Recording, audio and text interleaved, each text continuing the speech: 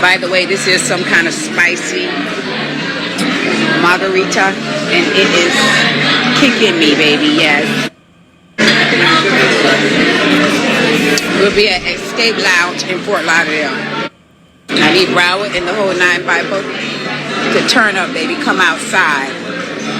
Yes, baby. I want you to be on your best behavior. I want all the big dunks out there. What's those boys from Broward? Top five. I'm calling all the dunk riders. Top 5. I need Nava Head Inc. All y'all Nava Inc. All you top 5. I need all you out of Dade County, man. Bring the dunks up there, bro. It's gonna be listen, man. Y'all know how we do my Luther King weekend, man. Stop playing, but for Yunty, I think I'm putting on some t-shorts, baby. I would not let Carisha and Santana come pull all the tricks from me. Risha, I will be outside, baby. Auntie will have the things hanging out, clapping like Glorilla been. Glorilla, you been eating them sweet potatoes and mashed potatoes, girl. You letting it hang now, honey. I do that too, baby. When I gave me about 7 pounds, I drop it, baby. I bring the things out. Yes, the Little Debbie snack cakes has to come out, baby. Out of the box, out of the pack, of course. And they daddy loves sweets, no matter if he's a diabetic or not. He loves sweets, sweetheart. Especially your oatmeal cream pie and a Star Crunch. Come on, baby. Late night, put it in the refrigerator. You put that Star Crunch in the refrigerator, baby. I want to marry you. And it is a guarantee. Oh, I always feel like your man is watching me.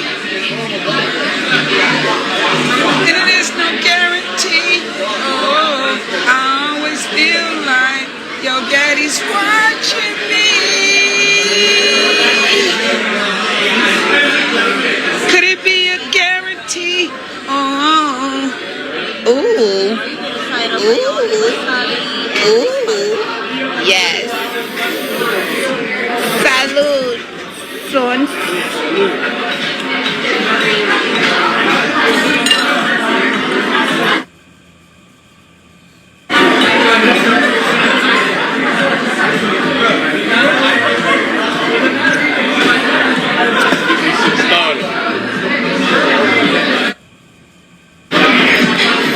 Please don't pull up where I'm at. It's 4 black trucks waiting out the door. Trust me, they're deep. They're very deep. Yes, they're deep, baby. And they got it on the floor. They're very deep. Please don't pull up where I'm at. No, not tonight. And by the way, I heard the little girls had to go home. Your daddy is requesting me tonight.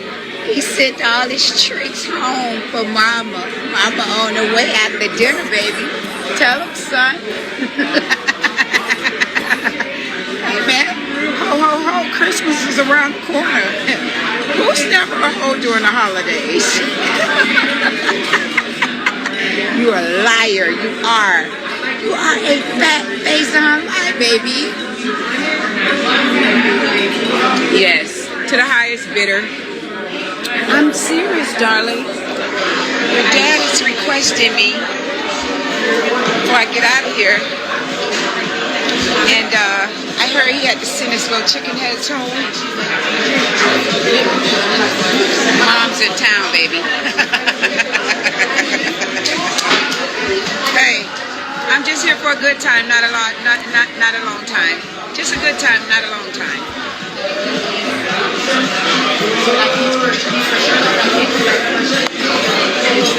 I swear, guys, I just want to ride in one of your nice dunks. I heard some of you guys out here have dunks that's worth like $300,000, $200,000. Where are you getting this money from? Where? Like where? Why are you putting all that money in some old car, guys? Oh, I ain't on TikTok. I could cuss. Why are you putting all that money in these old ass, dusty ass cars, guys? Put that money in me. Invest it in me, guys. I'm talking. I would rather put the money in the car instead of in her. You invest $200,000 in in her, you just lost 200,000. You invest 200,000. I would rather invest in the car. I'm flipping things like Wall Street, baby. Nonetheless, Terry just unloaded on him, said Martinez. I could see him getting angrier and angrier. I heard your fucking track, Dre said, in Terry's recollection. Fuck you, bitch. Fuck you, Mr. Ultimate Breaks and Beats, she yelled back, referencing a popular series of vinyl albums containing sample-ready breakbeats. One more fucking word, he added, a threat she ignored. And he punched me in the eye, she said. And when I didn't go down, he punched me in the mouth. He punched her hard, really hard. For more of these fascinating stories and true crimes, subscribe to Charles Arnis World. Thanks for watching. I'm bringing it back like Wall Street, baby. Put your faith and trust in me, baby. Put your money on me, baby. Put me on the line. I'm talking poker, baby. I'm talking roulette, baby. Put your money on me, baby. Gamble with Young T, darling. Not the dunks, baby. That's so 98, 96, 95, 94. Baby, we're in 2025, baby. Put your money into Young T. You see? You see what this will get you, baby? Be sure to like, comment, and subscribe. I better wish they didn't put that 30K in this mouth, huh? Hey, man. Hey. Now watch me flip a brick with your child support. Well, I done flipped it with this mouth, man. I need to come put about 100 on me. Put 100 on me, baby. Oh, she said, excuse me.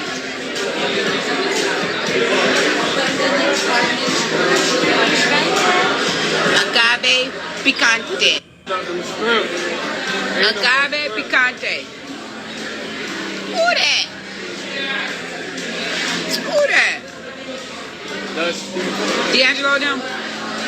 Tell them Dusty's, man. I don't know, they eating DoorDash, bro. We over here eating Richie's, man. We eating truffle butter and honey. Truffle butter, garlic, and crab, man. On their daddy expenses. It's a remodeled kitchen for your mama in my mouth. Stop playing now. Man, it's a standard Impala in my mouth. Chevy 2024 standard. You see it? I ain't gonna even say standard. LTZ. I like when they put the Charlie Murphy cap in it. It's LTZ. You ain't SS, but this LT. He's showing rotten bananas in the refrigerator. Tell him make a smoothie, man. It's a Nutra and all that in there. Tell me got prima donna cookware, all that cookbook. Tell him make him a colada. And the banana. Showing us yogurt and bananas, rotten bananas in the refrigerator. Hey, man. Life is great, like Future say. Hey, DeAndre, tell him life is great, like Future say. Hey, Dust. Hey, Dust. Life is great, like Future say. Hey, man. Life is great, like Future say, Dust. I know Rick Ross. I've said this before, and I'll say it again. I know he probably loves his son because he has a son with her. But I know he regrets the day running up in this woman here. Look how she acting in public. I wonder, was she acting this crazy when they was dating, back when they were together? Because I think he got with her before he blew up. I know he like, damn, why I ain't wear a condom with her. I know every time she comes across this timeline, bad mouthing him. She talking about she eating good off your daddy's. So I guess she's out to dinner with his son. I think she says the name is DeAndre. So this must be Rick Ross' son. She's not showing his face, but she said at your daddy's expense. So I know he probably, man. I wonder, was he? I'm pretty sure she had to be this. She probably was a lot more crazy when she was younger. if she this crazy and she in her late 40s. You know what I'm saying? What made him want to hit this? And second of all, what made him want to hit this raw to have a possibility to even be attached with a woman like this? This wild and crazy. And every chance she gets, she is just bashing this man's name. Rick Ross, I haven't heard, he hasn't said a thing about this woman. You know, he hasn't said a thing about her. And every time she gets online, every time she gets online, she bashes this dude. I know he'd be like, damn, why I hit that. Shit. I mean, I know he probably be like, I'm thankful for my son, God, but Jesus, I'm attached to this. That's why I keep telling y'all, man. Sometimes you gotta think before you shoot, and know what type of woman that you're dealing with before you let loose your seed inside her. Because then you're gonna be stuck with this woman for the rest of your life. She's gonna be part of your legacy, part of your name. And if she have crazy and ghetto, that's gonna be attached to your kid. You know, this is about to be over with. She ain't really saying shit, but I'm gonna play it on out. We are watching Mag TV, YouTuber. But yeah, we're about to play the rest of this Tia Kemp video, and then that's gonna be it. Cause she just, yeah. Skis, they got me scraps, man.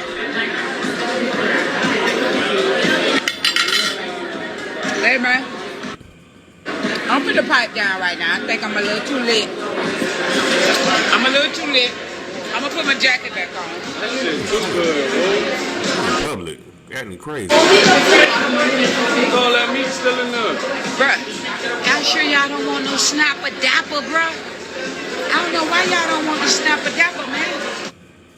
There's two ways. They're gonna bring it out the bone. It's gonna be flipped over like that. The whole snapper gonna be flipped over. His mouth gonna be wide open. His eyes gonna be in the tail, gonna be in the air like my legs be when your daddy sitting there wire, baby. Why is this so stupid? I can't watch no more. I'm done. Y'all, yeah, I can't watch. She just on here acting stupid. Is she drunk? No, this is how she act all the time. I've seen her in other interviews. She just talk. She on other podcasts. She act just like this. I don't think she be drunk.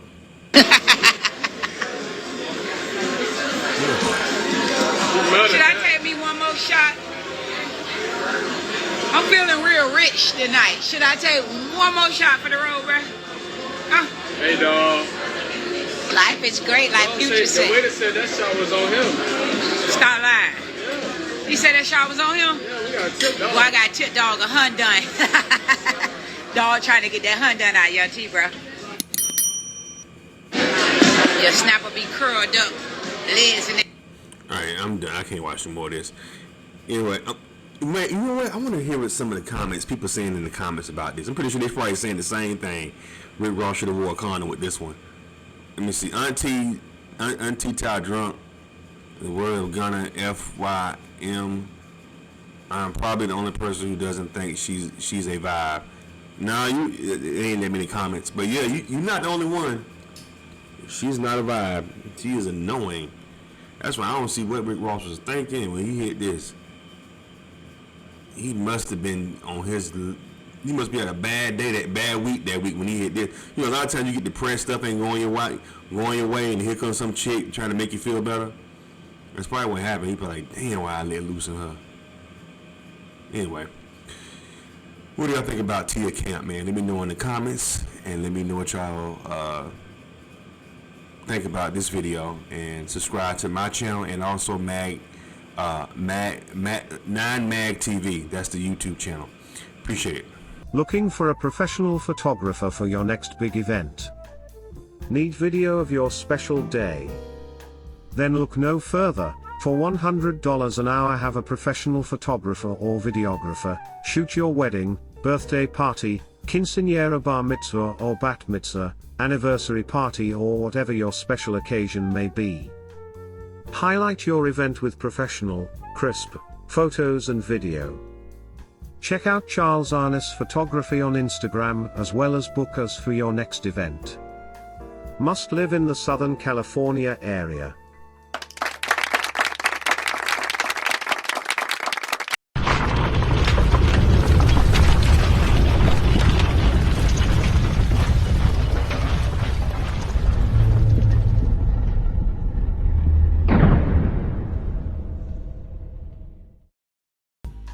What's up, y'all? We are checking out Rick Ross's memoir, Hurricanes.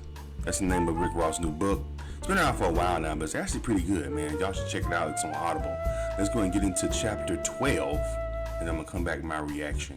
Hit that thumbs up button. Chapter 12.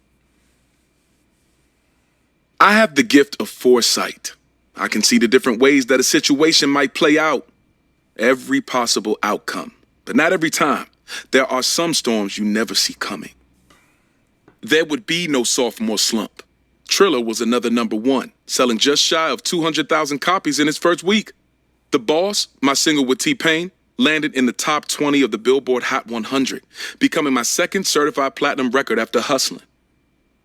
Things were going pretty good. The label was happy, the fans were happy, the money was piling up. I was dating Foxy Brown, and that relationship was exciting. I'd had a thing for Foxy since I first heard her on a song called Touch Me, Tease Me back in '96. I met her on the set of DJ Khaled's video for Out Here Grinding that summer, and we hit it off. Aside from a minor legal issue, I didn't have much to complain about.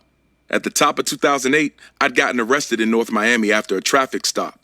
I'd been charged with carrying a concealed weapon and possession of marijuana. The arrest was nothing to be too worried about. The weed charge had already gotten dropped, and soon the gun one would be too. I had a license to carry, but due to an error, my permit had registered as suspended. The case was going to get dismissed. The only part that was concerning was when my lawyer found out my case had been assigned to the police department's gang task force. During a deposition of the arresting officer, he was told it was because of my alleged ties to a gang called the Carroll City Cartel. Why was this case assigned to the gang task force? Because your client claims affiliation with the Carroll City Cartel and other known gang members. Where did you get that from? Other detectives. Is that pulled out of the vast universe, or do you have something definitive? I think there is some literature or video on YouTube that you can pull up for yourself. I had to move with a little more caution. I'd worn a Boobie Boys t-shirt in the Hustlin' video. Then I put out a documentary called M.I.A.Y.O., counting down the top 10 dope boys in Miami history. I was essentially taunting law enforcement. I was still too connected to the streets to be acting so reckless. So I was being mindful of my moves around this time. I was aware that something from my past could get dug up and used against me. It just never occurred to me that it could be the thing it ended up being. Halfway through the summer, I got a call from one of my homies telling me there was something I needed to see. A website had published a photograph of me at a graduation ceremony for the Florida Department of Corrections. I was dressed in a correctional officer uniform and shaking hands with a middle-aged white lady by the name of Marta Villacorta.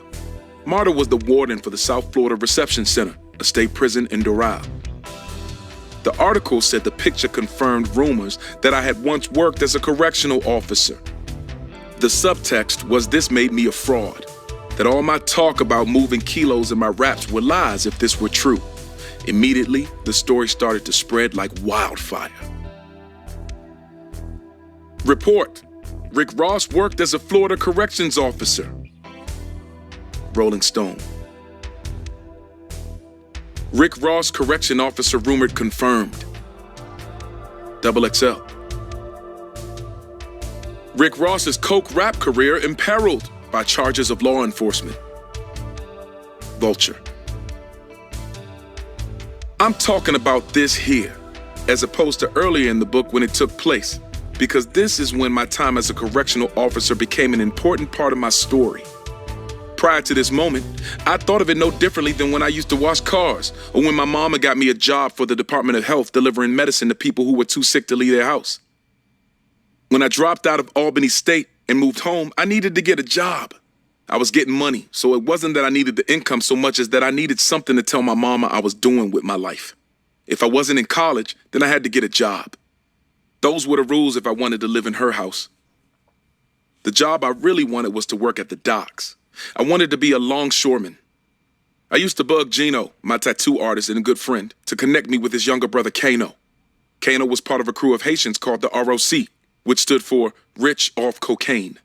They were known for pulling huge heists at the port of Miami. They'd get tipped off about incoming cargo ships that were smuggling in some kilos, and from there, it could go one of two ways. Either Kano and his crew would hijack the freighters at sea, where they'd strip everybody naked, toss their phones into the ocean and get somebody to give up the goods, or they would wait until the loads came off the docks. Then, disguised as undercover police officers, Kano and his crew would pull the smugglers over and rob them. They'd be in unmarked Crown Victorias, outfitted with strobe lights and everything. This was high-level piracy. I wanted to be the inside man at the docks, but you needed a plug at the union to get that job. I would drop hints to Gino to get him to introduce me to Kano. In addition to tattoos, Gino did custom airbrushing, and one afternoon, I brought in a pair of Timberlands and $200 and told him I wanted him to write "rich off cocaine" on them. The boots came out incredible, but Gino didn't take the bribe as far as connecting me with Kano. He didn't want to see either of us get into any more trouble than we were already getting into. That's when I applied for a job at the Florida Department of Corrections. I already knew several niggas who worked as correctional officers. It was a common job for big, mean former football players. It was also an easy job to get because Florida has one of the highest incarceration rates in the country. Being a CO is not a job that someone with lifelong aspirations to work in law enforcement takes. My first 6 months was spent in the Department of Corrections Basic Recruit Training Program. The 540-hour course consisted of me taking multiple choice tests, completing obstacle courses, and learning first aid and CPR. The main campus of the South Florida Reception Center is a violent place, but they don't throw you to the wolves right away. As a level 1 correctional officer, I was assigned to a watchtower post in the prison's South Unit. The South Unit housed 600 inmates, most of whom were either elderly or ill. After a few months in the tower, I was promoted, which meant I got to escort these guys to the medical ward and stand by while they recovered from various surgeries and procedures. As you can imagine, these inmates didn't tend to cause many problems. The play was to get transferred over to the main unit. Once I got over there, this correctional officer shit was gonna be a lick. The pay was still shit. My starting salary was less than $25,000. But this was where you could make money off the books by bringing in weed or letting niggas finger their girls during visitation. The main unit is where I would encounter niggas I knew, or niggas that Mike and Booby knew. Both of them had a lot of connections and influence in the correctional system. Really, they had connections everywhere. The fire department, the phone company, the police. For a while, I made an effort to perform the job to the best of my ability. I showed up on time. I logged my hours. I wrote up the reports. But that didn't last too long. The thing people don't understand about prison, whether you're in there as an inmate or a CO, is how uneventful it is most of the time. I'd never been so bored in my life. I started smoking weed before I went in.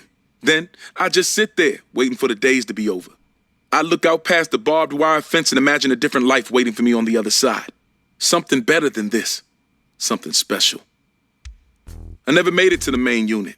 I think word may have gotten around to some of the higher-ups that I knew people over there. My supervisors weren't interested in transferring me over to the main campus, and once I realized that wasn't happening, I came to the conclusion that the job had run its course. So I quit. That was pretty much it. Okay, so Rick Ross has always kind of dodged this question. I think he might have explained it maybe 1 or 2 times, but he explained it now. So I guess he's trying to say that he needed a job because he was young, he was staying with his mama. So he just got it as like a quick little job. He wasn't really taking it seriously, but he really wanted to go over to the main area and start like making money because he knew all the dope boys that were in the main area.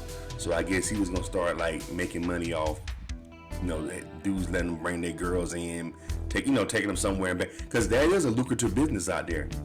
And I've heard this from other correction officers that they let the inmates give them money to be able to get, stuff in there, illegal stuff in there, be able to do, hey, I got a little spot. Can you find me a little spot? Cause my wife coming, my girlfriend coming, so we can spend about 30 minutes and we can go unnoticed, so I can bang her out real quick. So he's trying to make it seem like he wasn't really a correction officer that was doing his job. He was just there as a way, as a means to use it as a lick to get on. You know what I'm saying? That's what